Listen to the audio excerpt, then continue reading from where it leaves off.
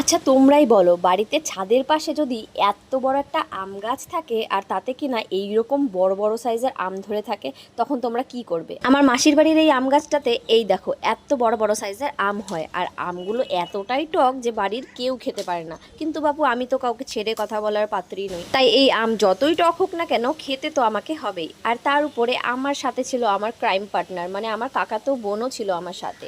তো দুইজনে মিলে ছাদের মধ্যেই আম মাখা করার প্রস্তুতি করছিলাম। তো আর আমাদের সাথে এবার আমাদের নতুন মেম্বারও রয়েছে, মাহি।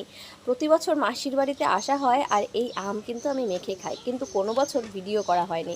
যাই হোক, এবার তোমাদের সাথেও শেয়ার করলাম। আজকের এই ভিডিও দেখে তোমাদের মুখ থেকে এক বালতি খানেক রস গড়ালে আমার কিন্তু কোনো দোষ নেই। মাখা করার জন্য দুটো আম নিয়েছি, আর সবাই বললো দুটো আমই নাকি যথেষ্ট। যাই হোক, আমগুলো গাছ থেকে পেড়ে ভালো করে ধুয়ে তারপর দেখো চাকু দিয়ে ছুলে নিয়েছি।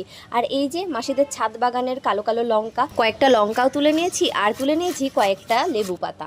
তারপর আর কি, এই যে একটা গ্রেটার মাসির থেকে নিয়ে এসেছি। আর আজকে আমরা সমস্তটাই ছাদের মধ্যে করছিলাম, আর ছাদে এত সুন্দর পাখি ডাকছিল যে কি বলবো তোমাদেরকে।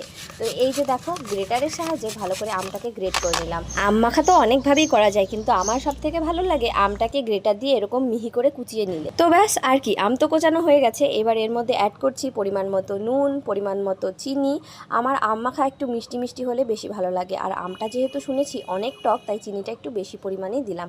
আর এরপর লেবু পাতাগুলো ছিঁড়ে দিচ্ছি। আম মাখায় লেবু পাতা দিলে দারুণ একটা গন্ধ হয়। শুধু আম মাখা কেন, যে কোনো মাখাতেই, মানে টকটক মাখাতেই লেবু পাতাটা কিন্তু বেশ ভালো যায়। তো এই যে লেবু পাতাটা দিয়ে দিলাম, আর 4-5টা মতো লঙ্কা ভালো করে কুচলে নিয়েছি।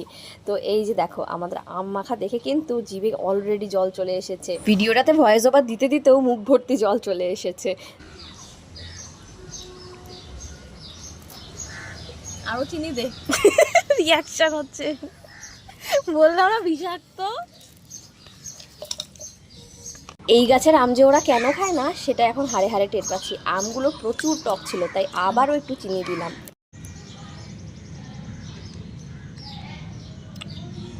দারুন। হুম, দারুন। দারুণ। আম মাখা করতে করতেই চোখে পড়লো মাসির ছাদ বাগানের এই জলপদ্ম গাছটা। সুন্দর ছোট্ট একটা কুড়িও এসেছে। আমি টুক করে একটা পাতা ছিঁড়ে জল দিয়ে একটু ধুয়ে নিলাম। এই যে হয়ে গেল আমাদের ন্যাচারাল প্লেট। এই মারাত্মক টক দুটো আমের মাখা যদি আমরা দুজন মিলে খাই, তাহলে তো অবস্থা একদম শোচনীয়। তাই বাড়ির সবাইকে দিয়ে তারপরেই খাবো। তো এই যে দেখো, তোমাদের জন্য নিয়ে চলে আসলাম টক টক ঝাল ঝাল মিষ্টি মিষ্টি আম মাখা। এই বছরের প্রথম আম মাখা খেলাম আমরা সবাই মিলে। আর জানো তো, আম মাখা খাওয়ার শেষে থালায় পড়ে থাকা এই আমের রসটা খাওয়ার জন্য ছোটবেলায় রীতিমতো মারপিট লেগে যেত। যাই হোক, আজকের মতো ভিডিওটা এখানেই শেষ করছি। কেমন লাগলো কমেন্টে জানিও তোমরা। বাই।